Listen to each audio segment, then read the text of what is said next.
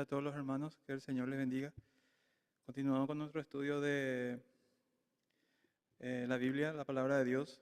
La semana pasada habíamos terminado el Evangelio de San Juan, que nos tomó como 1 año y medio desarrollar todo porque lo hemos hecho verso a verso, lo hemos hecho de una manera,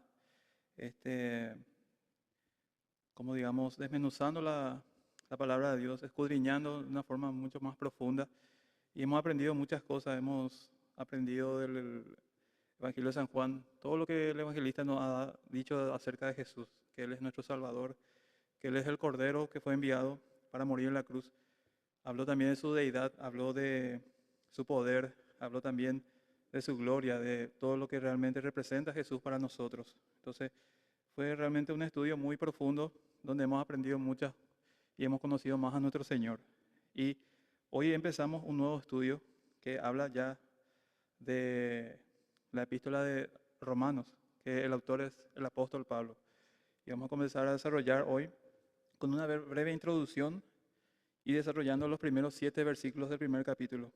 Entonces, voy a leer una introducción para conocer un poco más lo que representa Romanos. Dice la introducción: la importancia de la epístola.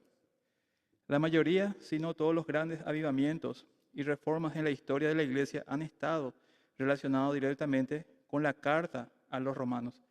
En septiembre del 386 después de Cristo, un nativo del norte de África, quien había sido profesor durante varios años en Milán, Italia, se sentó a derramar lágrimas en el jardín de su amigo, que se llamaba Alipio. Contemplando las maldades de su vida, mientras estuvo allí sentado, escuchó a un niño cantar Tole lege, que en latín significa toma y lee. A su lado había un rollo abierto de la carta de los romanos y él lo tomó en sus manos. El primer pasaje que captó con su mirada decía: no en glotonerías y borracheras, no en lujurias y lascivias, no en contiendas y envidia, sino vestidos del Señor Jesucristo, y no proveáis para los deseos de la carne, que estaba en Romanos 13, versículo 13 al 14. Este hombre escribió posteriormente acerca de aquella ocasión. No quise leer más que eso, ni tampoco lo necesitaba, porque en el mismo instante en el que terminé la frase, como por una luz de seguridad infundida en mi corazón, toda la pesadumbre de la duda se desvaneció. Estas fueron confesiones de un hombre que se llamaba Aurelio Agustín, que muchos conocemos como Agustín de Hipona, un gran reformador que es considerado el teólogo más grande de la iglesia primitiva. Entonces, él había leído el libro romano, ese versículo, y tocó su corazón, así como dice Hebreos capítulo 4, que la palabra es tan poderosa que puede penetrar hasta lo más profundo de nuestro corazón. Y eso es lo que hizo con este hombre. Este hombre se llamaba Aurelio Agustín, quien tras la lectura de este breve pasaje de Romanos recibió a Jesucristo como Señor y Salvador y prosiguió a convertirse en uno de los teólogos y líderes más descollantes de la iglesia. La siguiente historia habla de otro hombre. Dice: poco más de 1000 años después, Martín Lutero, un monje perteneciente a una orden religiosa católica romana nombrada en honor de Agustín, estaba enseñando la carta a los romanos a sus estudiantes en la Universidad de Wittenberg, en Alemania. A medida que estudiaba el texto cuidadosamente, experimentó cada vez más convicción por el tema central de la justificación por fe solemne. Solamente digo bien. Él escribió: yo anhelaba en gran manera entender la epístola de Pablo a los romanos, y ninguna cosa se había cruzado en mi camino excepto por esa sola expresión, la justicia de Dios. Porque yo asumí que se refería a aquella justicia por la cual Dios es justo y trata con justicia a los justos por medio del castigo. Noche tras día medité en ello hasta que capté la verdad según la cual la justicia de Dios es aquella justicia según la cual, por medio de la gracia y la pura misericordia, Él nos justifica por fe. A partir de entonces sentí que yo mismo había vuelto a nacer y que acababa de pasar por las puertas abiertas del paraíso. Todas las escrituras adquirieron un nuevo significado, y allí donde antes la idea de la justicia de Dios me había llenado de aborrecimiento, ahora se había convertido para mí en una expresión dulce e inenarrable del más grande amor. Este pasaje de Pablo se convirtió para mí en una puerta de entrada al cielo. Entonces, otro hombre que también fue influenciado por esta epístola es Lutero. Y todos conocemos a este hombre que empezó la reforma, ¿verdad? Cuando la Iglesia Católica por más de 1000 años había llevado a muchos por el mal camino, por el camino de la idolatría, por el camino que no era conforme a la palabra. Se había levantado Lutero cuando una vez él leyó el famoso versículo que está en Romanos, que citaba Pablo de Habacuc, donde decía que el justo por fe vivirá. Porque él siempre había crecido con la idea de que uno debe hacer méritos para alcanzar la justicia de Dios. Pero él descubrió a través de Romanos que la fe, que el justo realmente por la fe va a vivir y va a ser justificado. Dice después la siguiente historia: varios siglos más tarde, un ministro ordenado de la iglesia de Inglaterra con el nombre de John Wesley estaba atravesando por una confusión similar acerca del significado del Evangelio y se encontraba en la búsqueda de una experiencia genuina de salvación. Para la noche del miércoles 24 de mayo de 1738, él escribió en su diario: asistí de no muy buen ánimo a una reunión social en la calle de Aldersgate, donde alguien estaba leyendo el prefacio de Lutero a la epístola a los romanos. Cerca de un cuarto de hora antes de las 9, mientras él describía el cambio que Dios obra en el corazón mediante la fe en Cristo, sentí un extraño calor en mi corazón.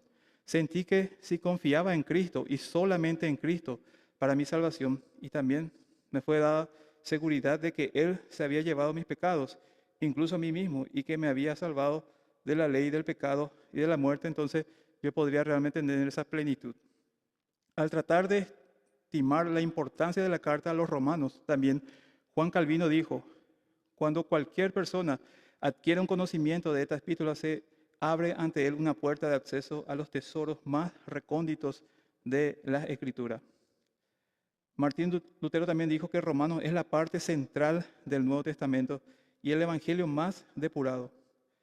Luego también Friedrich Gödel, el notorio comentarista bíblico suizo, llamó al libro de Romanos la catedral de la fe cristiana.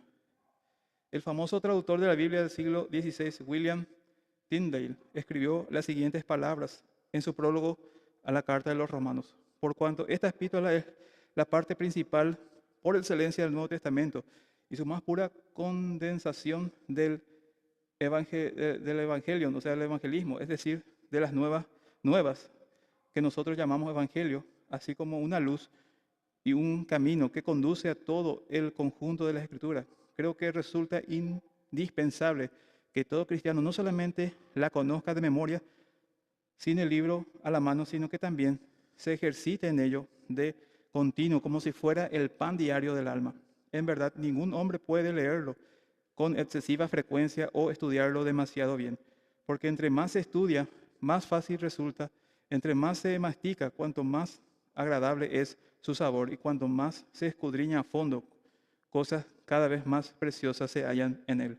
Así de grande es el tesoro de cosas espirituales que yacen aquí, escondidas en el libro de Romanos. Entonces vemos cómo muchos hombres de Dios a lo largo de la historia fueron influenciados por este libro.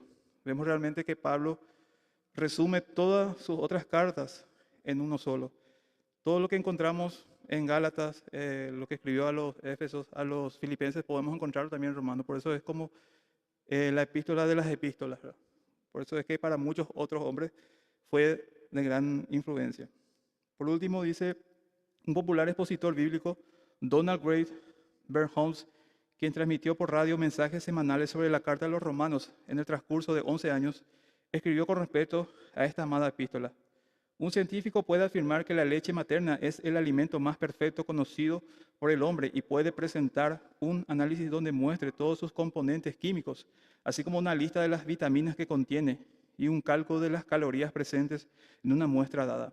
Un bebé tomará esa leche sin el conocimiento más remoto de su contenido y se desarrollará día tras día, regodeándose y creciendo en medio de su ignorancia. Así ocurre también con las verdades profundas de la palabra de Dios. Se ha dicho que el romano puede deleitar al lógico más brillante y cautivar la mente del genio más consumado. pero que también traerá lágrimas a los ojos del alma más humilde y refrigerio a la mente más simple. Es capaz de tumbarle de un solo golpe para después levantarle de nuevo. Va a despojarle de todo su ropaje para después vestirle con la elegancia eterna.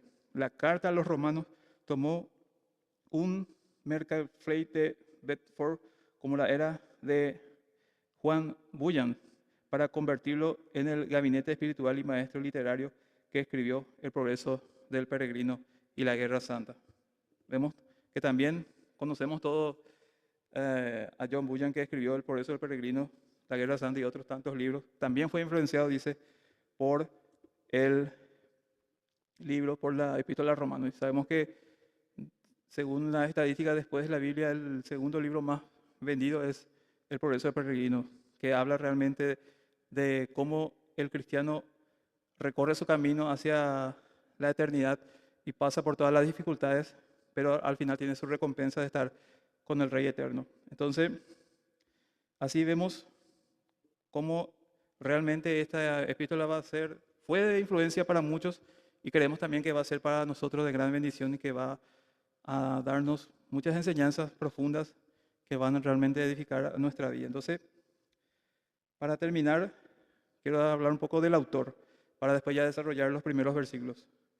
Dice el autor: resulta imposible entender y bien con claridad la carta de los romanos sin conocer acerca de su sorprendente autor.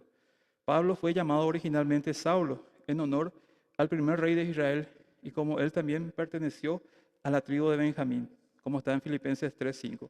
Nació en Tarso, una ciudad próspera ubicada a poca distancia de la costa norte-oriental del Mediterráneo, en la provincia de Cilicia, que ocupaba lo que actualmente es la moderna Turquía.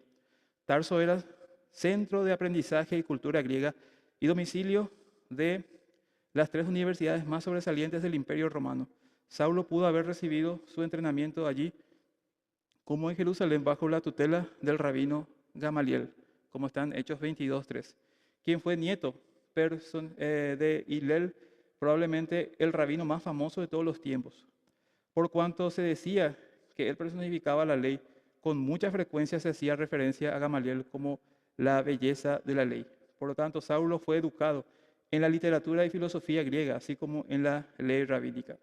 Siguiendo la ley mosaica, Saulo fue circuncidado al 8º día, como está en Filipenses 3:5. Es probable que haya sido enviado a Jerusalén tan pronto llegó a los 13 años de edad, en que los niños judíos llegaban a ser reconocidos como hombres. Bajo la tutela de Gamaliel, Saulo seguramente tuvo que memorizar y aprender e interpretar las escrituras de acuerdo a la tradición rabínica, principalmente la contenida en el Talmud. Probablemente fue durante su permanencia en Jerusalén que se convirtió en fariseo. Debido a que su padre era ciudadano romano, Saulo nació con esa ciudadanía, un título bastante apreciado y beneficioso para él. Por todas estas circunstancias llegó a poseer las credenciales más altas que podían alcanzarse en aquel tiempo, tanto en la sociedad greco-romana como en la judía. De conformidad con la costumbre judía, Saulo también aprendió el oficio de su padre, que era la fabricación de tiendas, como vemos en Hechos 18:3. En vista del hecho de que este apóstol nunca tuvo un encuentro con Jesús durante su ministerio terrenal, es probable que haya regresado a Tarso tras recibir su educación en Jerusalén. Debido a su entrenamiento sobresaliente, fue sin duda un líder en una de las sinagogas principales de Tarso, sosteniéndose económicamente con la fabricación y venta de tiendas. Según su propio relato, había sido un legalista celoso, un hebreo de hebreos, comprometido totalmente con la ley en todos sus detalles. Probablemente fue mientras estuvo de regreso en Tarso que empezó a escuchar acerca de la nueva secta que estaba inundando a Jerusalén, no solo con su enseñanza, sino también con la cantidad de sus conversos. Al igual que la mayoría de los líderes judíos en Palestina, Saulo se sentía profundamente ofendido por la aspiración de Jesús al título de Mesías, y se dedicó a tratar de erradicar la supuesta herejía.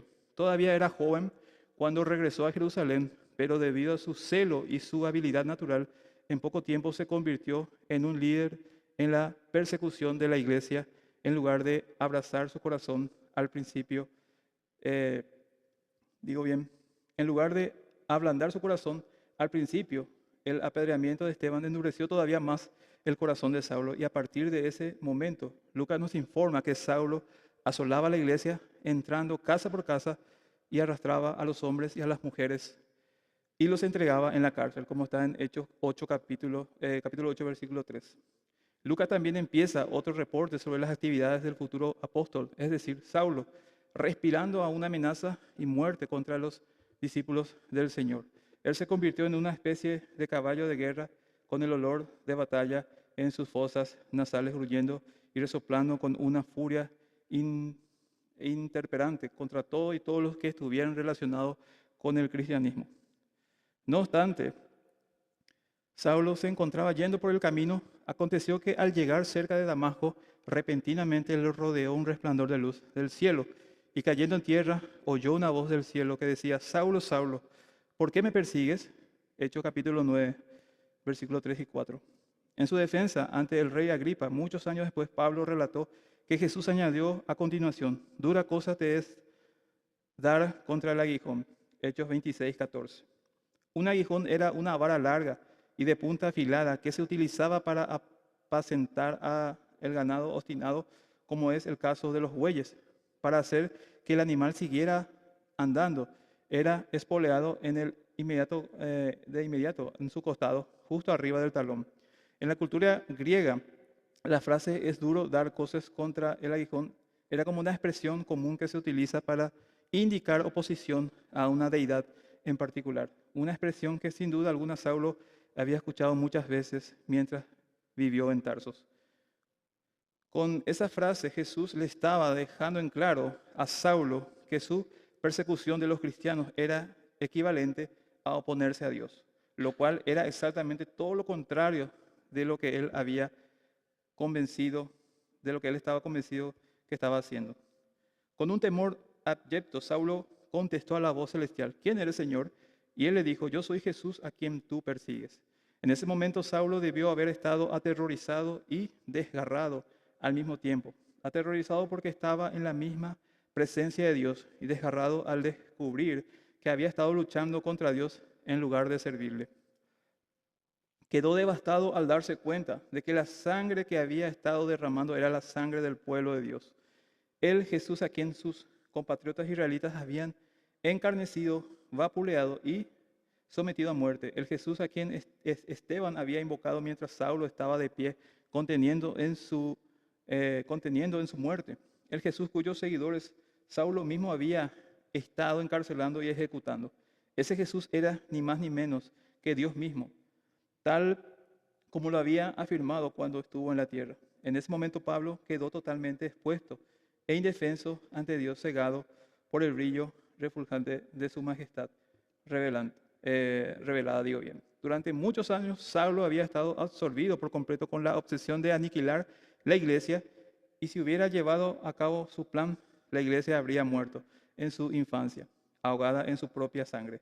Si el Señor no hubiera añadido de inmediato: levántate y entra a la ciudad y se te dirá lo que debes de hacer, es muy probable que Saulo hubiera expirado simplemente a causa del temor que le sobrecogió ante la enormidad de su pecado. Muchos años más tarde, él miró esa experiencia en retrospectiva y declaró: doy gracias al que me fortaleció, a Cristo nuestro Señor, porque me tuvo por fiel poniéndome en el ministerio, habiendo yo antes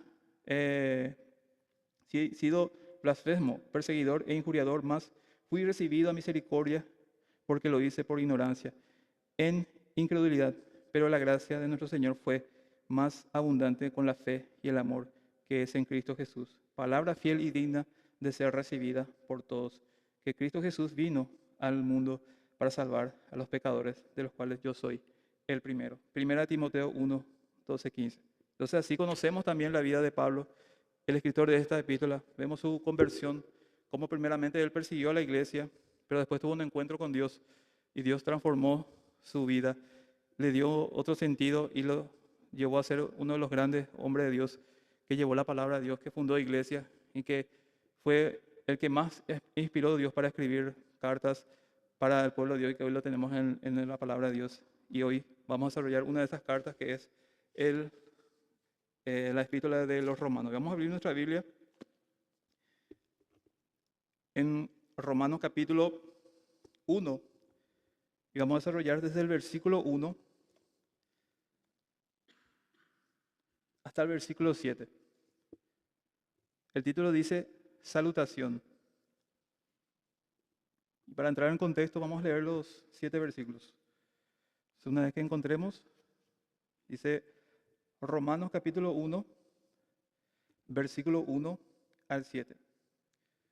Dice así: Pablo, siervo de Jesucristo, llamado a ser apóstol, apartado para el evangelio de Dios, aquel que él había prometido, digo bien, antes por sus profetas en las santas escrituras, acerca de su Hijo, nuestro Señor Jesucristo, que era del linaje de David, según la carne, que fue declarado Hijo de Dios con poder según el Espíritu de Santidad, por la resurrección de entre los muertos, y por quien recibimos la gracia y el apostolado para la obediencia a la fe en todas las naciones, por amor de su nombre, entre las cuales estáis también vosotros, llamados a ser de Jesucristo. A todos los que estáis en Roma, amados de Dios, llamados a ser santos, gracia y paz a vosotros, Dios nuestro Padre y del Señor Jesucristo. Entonces así empezamos nuestro estudio, donde Pablo primeramente hace un saludo y luego empieza a presentarse como apóstol, como siervo de Dios, y donde habla de que hay un llamado, es decir, que todo lo que él está haciendo ahora es por medio de un llamado de que él fue escogido. Y más adelante habla también de que el pueblo de Dios fue llamado a ser santo, a vivir una vida de santidad.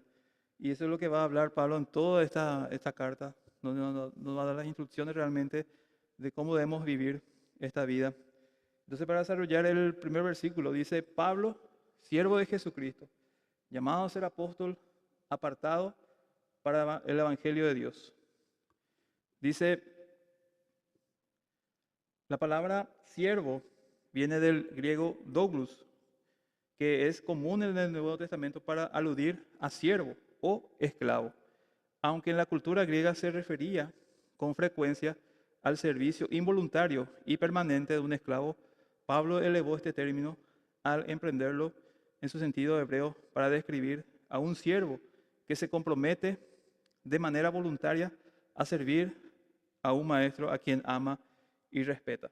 Entonces, Pablo se identifica como siervo, pero a diferencia de un siervo o de un esclavo que hace las cosas por obligación, porque le exigen, porque no tiene libertad, él es un esclavo voluntario. Voluntariamente se entrega a Dios y le sirve de una manera generosa, porque él desea hacer eso y nadie le obliga realmente a hacer todo lo que él hace. Porque nosotros conocemos a nuestro Dios, que él no quiere nada que se haga por obligación.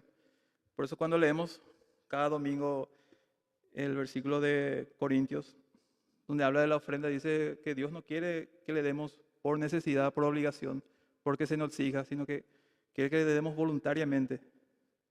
Entonces, realmente vemos que Dios siempre busca de parte de nosotros que le demos todo, no porque se nos obligue, no porque se nos exija, no porque la gente pueda ver que realmente le servimos a Dios, sino porque realmente lo hacemos de corazón para Él, no para los hombres.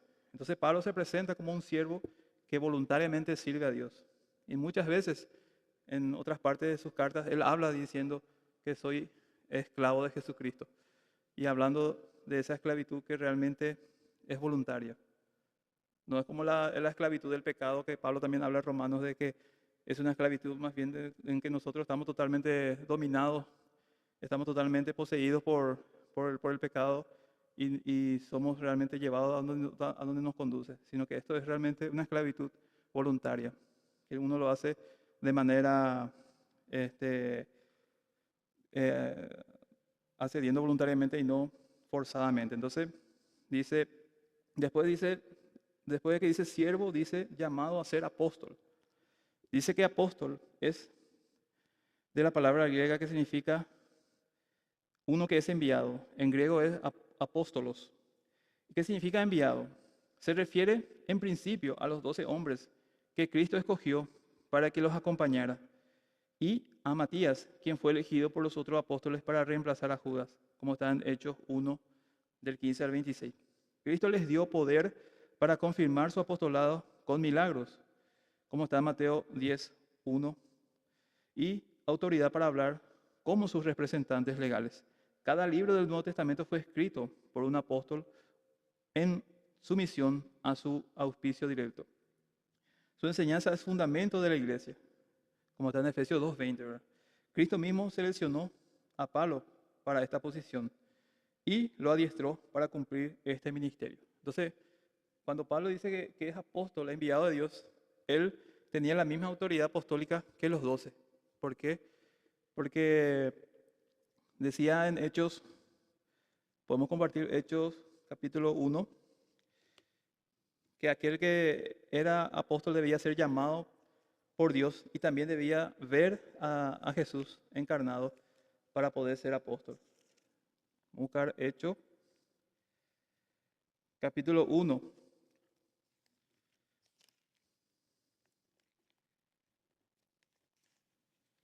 Versículo 15.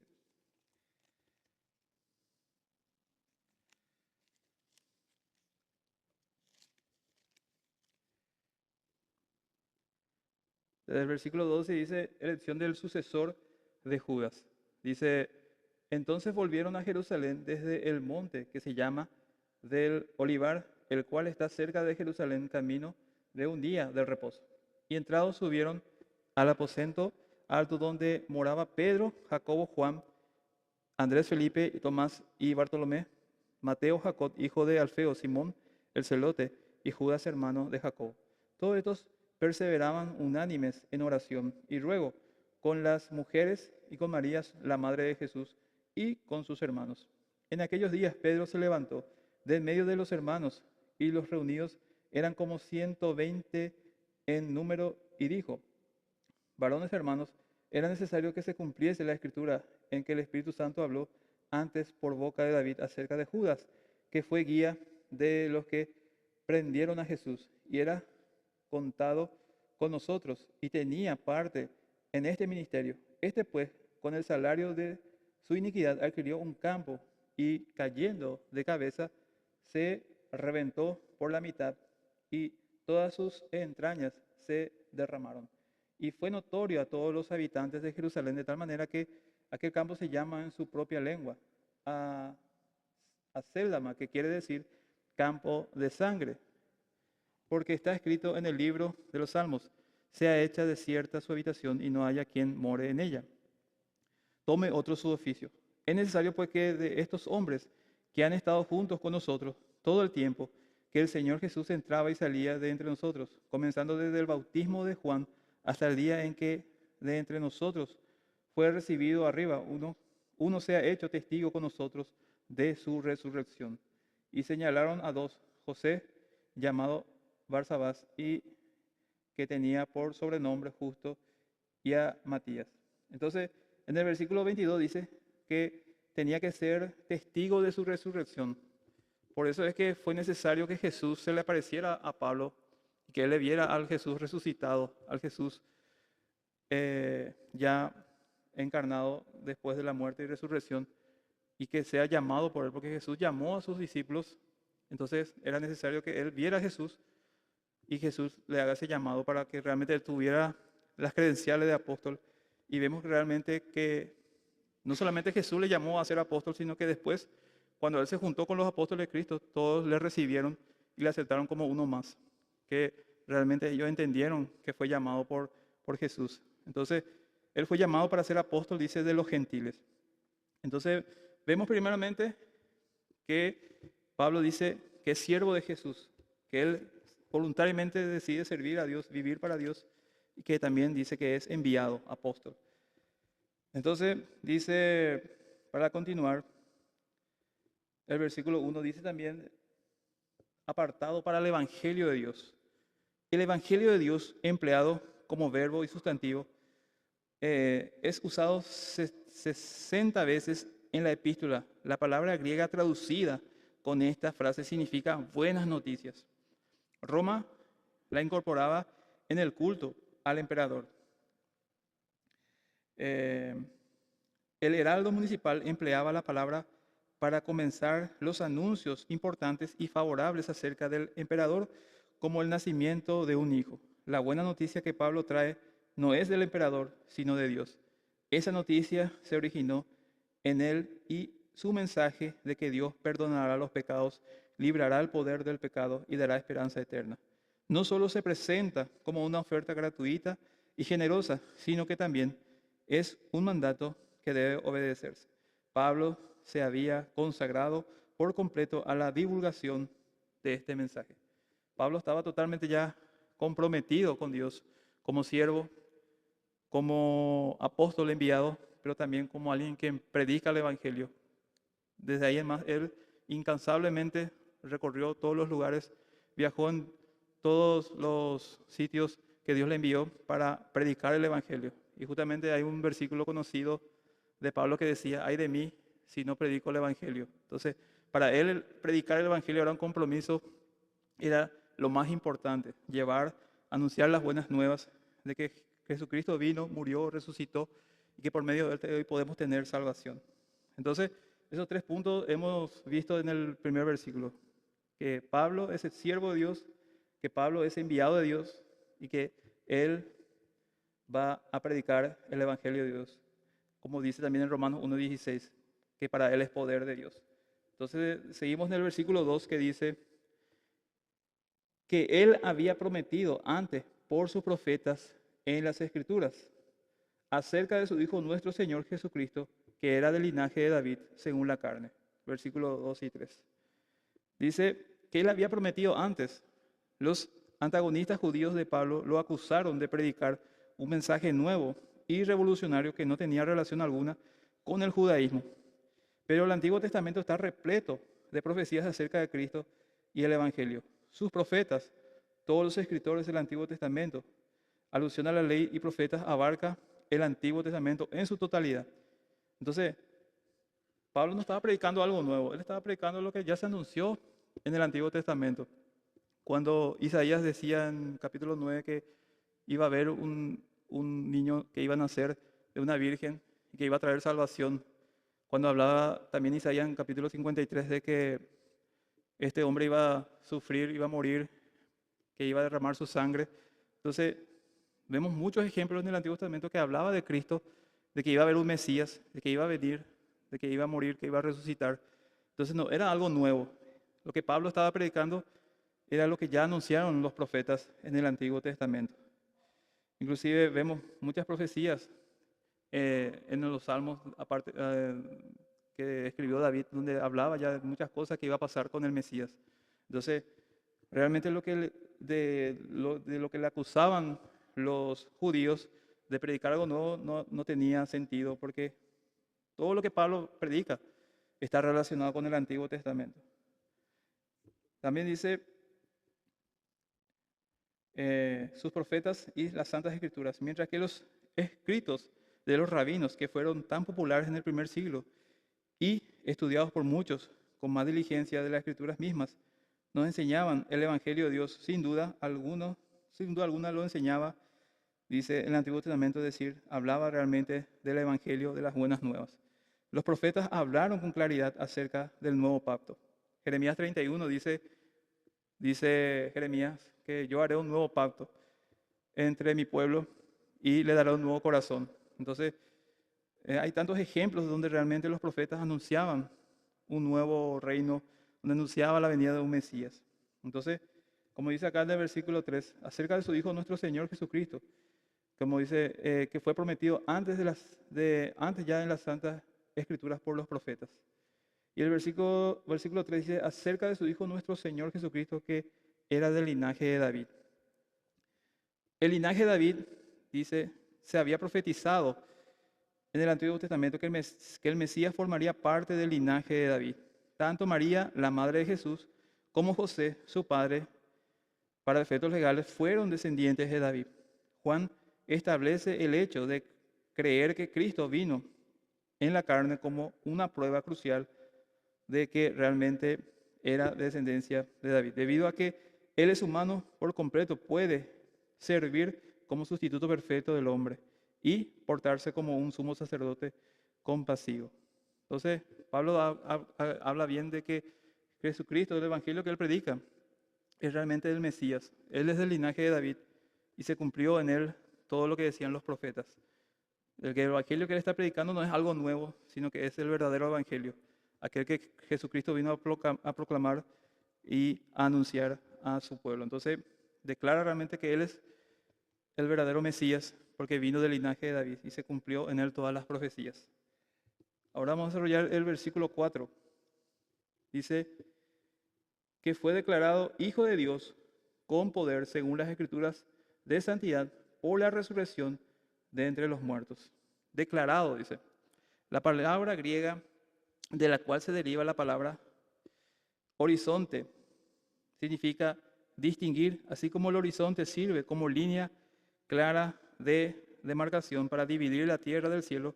La resurrección de Jesucristo le separa por completo del resto de la humanidad como una evidencia irrefutable de que Él es el Hijo de Dios. Hijo de Dios, este título que ocurre unas 30 veces en el Evangelio, identifica a Jesucristo como Dios mismo en esencia. La resurrección declaró sin equívoco alguno que Jesús es Dios y la expresión de Dios mismo en la forma humana. Aunque fue por toda la eternidad el Hijo en anticipación de su encarnación, al entrar encarnado al mundo fue declarado al universo entero como el Hijo de Dios y asumió una postura de sumisión al Padre. El Espíritu de santidad, dice, en su encarnación Cristo se sujetó por voluntad propia a la voluntad del Padre, solo a través de la dirección, la agencia y el poder del Espíritu Santo. Y dice también el versículo 4 que dice, según el Espíritu de santidad, por la resurrección de los muertos. La resurrección entre los muertos evidencia su victoria sobre la muerte y fue la demostración suprema y la evidencia más concluyente de que Él es el Hijo de Dios. Entonces, ahí Él demostró que realmente era el Mesías, porque los profetas dijeron que iba a venir el Mesías, los profetas anunciaron que Él iba a morir. En Daniel también habla de eso y también anunciaban que iba a resucitar. Es decir, todo lo que anunciaban los evangelios acerca de Cristo se cumplió en Jesucristo y así lo dice Pablo, que Él es verdaderamente del linaje de David, el Hijo de Dios, y que realmente resucitó de entre los muertos.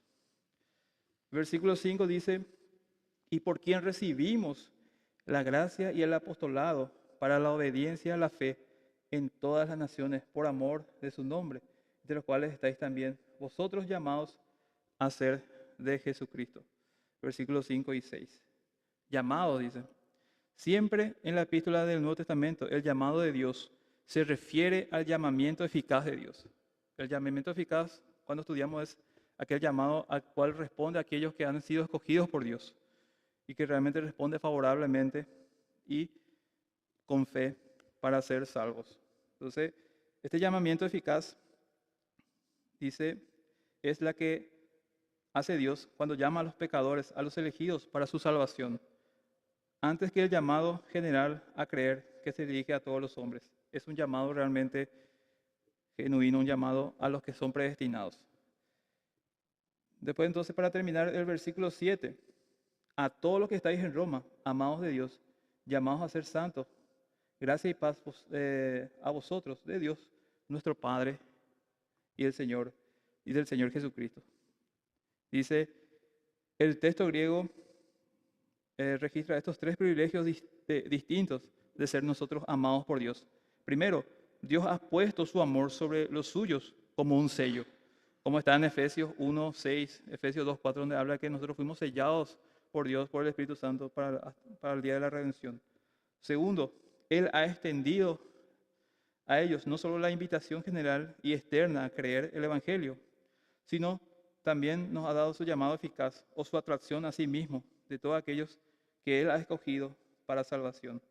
Y por último, Dios ha apartado a los creyentes del pecado para consagrarlos así, de tal manera que sean santos como Él, como nuestro Dios. Y por último, dice Pablo, da su saludo acostumbrado en sus cartas. Lo que vemos muchas veces de Pablo es eso, de enviar saludos a todos los hermanos, a todos aquellos al cual él está escribiendo esa carta, ¿verdad? Entonces nosotros vemos hoy, para empezar la epístola a Romanos, primeramente conociendo quién es Pablo, quién es el autor de este libro, y viendo que él muestra sus credenciales, que él es verdaderamente apóstol de Dios, que él fue llamado por Dios, que él fue enviado por Dios y que fue realmente enviado por el Dios verdadero, que él sirve a Jesucristo, realmente, que es realmente el Mesías que fue enviado a morir en la cruz. Y que el evangelio que él va a predicar no es algo que sale de su mente, de su corazón, sino que es algo inspirado por Dios. Entonces hoy hemos desarrollado ya los primeros 7 versículos del Romano, donde vimos las credenciales de Pablo, donde también tuvimos un resumen, una introducción para conocer lo que es este evangelio, esta epístola, donde vamos a estar aprendiendo, donde vamos a estar desarrollando clase a clase, verso a verso, todas las enseñanzas que tiene Dios a través de esta carta. Entonces, hoy hemos aprendido esto, hemos conocido más al autor y hemos visto sus credenciales. Y así entonces terminamos esta clase y nos vemos en la próxima. Que el Señor les bendiga.